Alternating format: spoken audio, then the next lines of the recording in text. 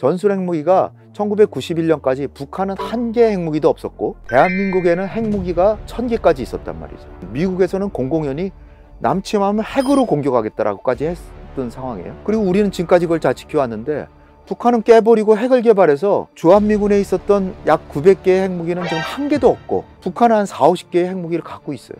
과거에 있었던 핵무기를 부득이하게 다시 갖다 놓을 수밖에 없겠다.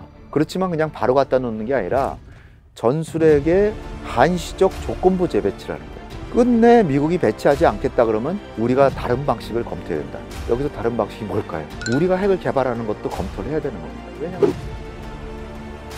세종연구소에서 대한민국의 국가전략을 연구하고 있는 홍현익입니다. 남북관계나 북핵 문제, 한미동맹, 또 러시아와의 관계 이런 등등 외교와 통일 관련한 대북정책, 북핵 문제 해결, 한반도 평화 이런 걸 연구하고 있습니다. 국가안보리에서 지금 필요한 것은 재래식 군사력은 한국의 군사력이 세계 5, 6등이고 북한은 25등이에요.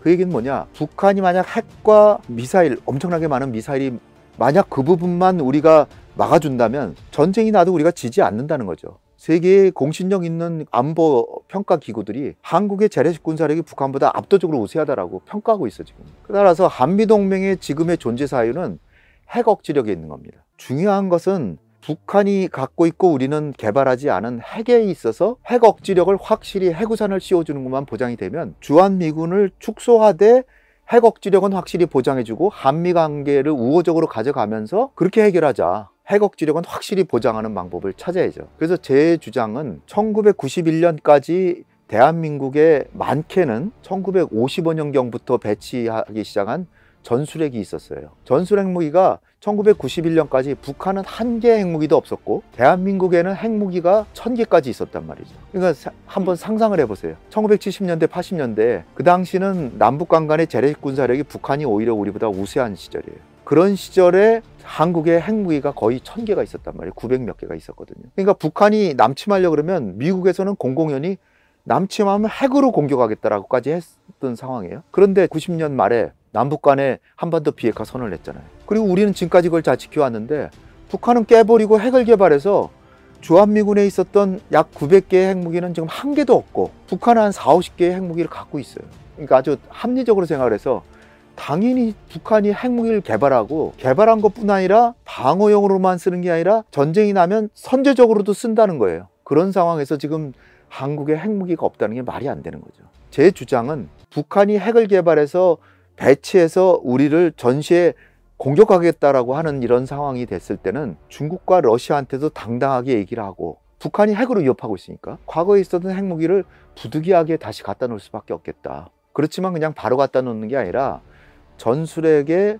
한시적 조건부 재배치라는 거예요. 그 얘기는 뭐냐면 미국의 전술핵 재배치를 준비하고 배치하려고 하는 과정에서 북한이 비핵화 협상이 나오면 배치 시기를 조정할 수 있는 거죠. 그러니까 시간을 정해놓고 한 1년이나 2년의 시간을 정해놓고 언제까지 비핵화 협상에 임해서 협상이 잘 진행되면 배치를 늦추겠다. 그렇지만 만약에 협상이 나오지 않거나 협상에서 성의를 안 보이면 배치한다. 그리고 배치한 이후에도 핵협상을 계속적으로 추진해서 북한이 핵협상이 나와서 핵을 포기하면 재철수시키겠다. 그렇지만 북한이 핵을 계속 갖고 있는 한은 할 수 없이 배치가 계속될 수밖에 없다. 이런 식의 정책을 해야 되고 미국이 원치 않는다고 하더라도 우리는 미국에도 강하게 이걸 주장을 해서 끝내 미국이 배치하지 않겠다 그러면 우리가 다른 방식을 검토해야 된다. 여기서 다른 방식이 뭘까요? 우리가 핵을 개발하는 것도 검토를 해야 되는 겁니다. 왜냐하면 대한민국의 국민의 생명과 재산을 지키고 국토를 방위해야 되는데 북한은 핵무기 수십 개를 가지고 우리한테 지금 사용하겠다는데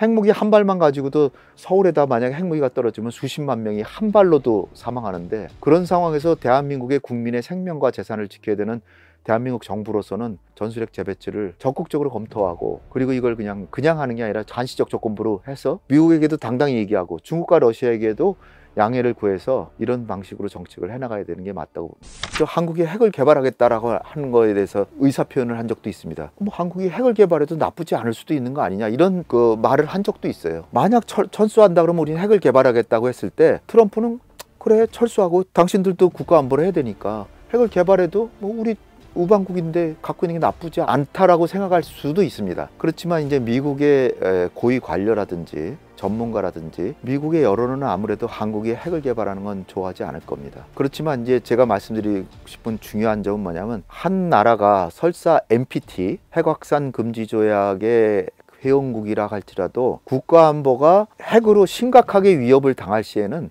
NPT를 탈퇴할 권리를 가진다. 그러나 이제 사전에 몇 개월 전에 통보를 하고 절차를 거쳐서 탈퇴할 권리를 갖고 있습니다. 따라서 지금 북한이 핵을 개발해서 배치하고 핵으로 공격까지 하겠다라고 하는데, 당연히 한국은 핵을 개발할 권리가 있는 겁니다. 누가 삼척동자가 보더라도 핵을 개발할 권리가 있고 NPT 탈퇴 권한이 있거든요. 따라서 만약에 주한미군을 철수한다든지 한미동맹을 깨겠다라고 하면 당연히 대한민국 정부는 조속히 핵을 개발해야 됩니다.